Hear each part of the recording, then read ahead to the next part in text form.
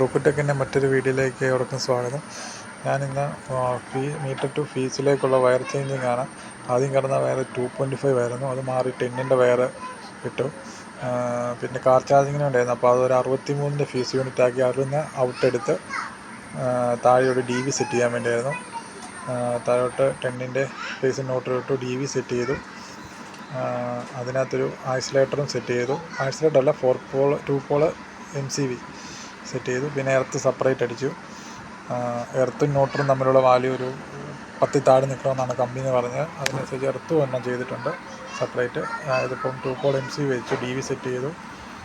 ഇനി താഴോട്ട് ഇങ്ങനെ അവർ കേബിൾ ഇട്ട് ചെയ്തോളൂ എന്നാണ് പറഞ്ഞത്. അപ്പോൾ ഞാൻ ഹോൾ ഇട്ട് കൊടുത്തിട്ടുണ്ട് താഴോട്ടുള്ള അവർക്ക് ചെയ്യാനുള്ള എളുപ്പത്തിന് വേണ്ടി. താഴെയാണ് കാർ ചാർജിങ് യൂണിറ്റ് സെറ്റ് ചെയ്യുന്നത്.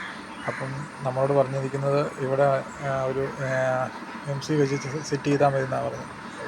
പിന്നെ മെയിനായിട്ട് നമുക്ക് ഈ സർവീസ് വെയറും മാറണം. കാരണം ഇപ്പോൾ കിടക്കുന്നത് 4-ൻ്റെ സർവീസ് വെയറാണ്. അത് ചേഞ്ച് ചെയ്തിട്ട് നമുക്ക് 16-ൻ്റെ സർവീസ് വെയർ ഇടണം. അലുമിനിയം സർവീസ് വെയർ നമുക്ക് ചേഞ്ച് ചെയ്യേണ്ടതുണ്ട്. കാരണം ലോഡ് കൂടുതലാകുമ്പോഴത്തേനും ഇത് താങ്ങുകയില്ല. അപ്പോൾ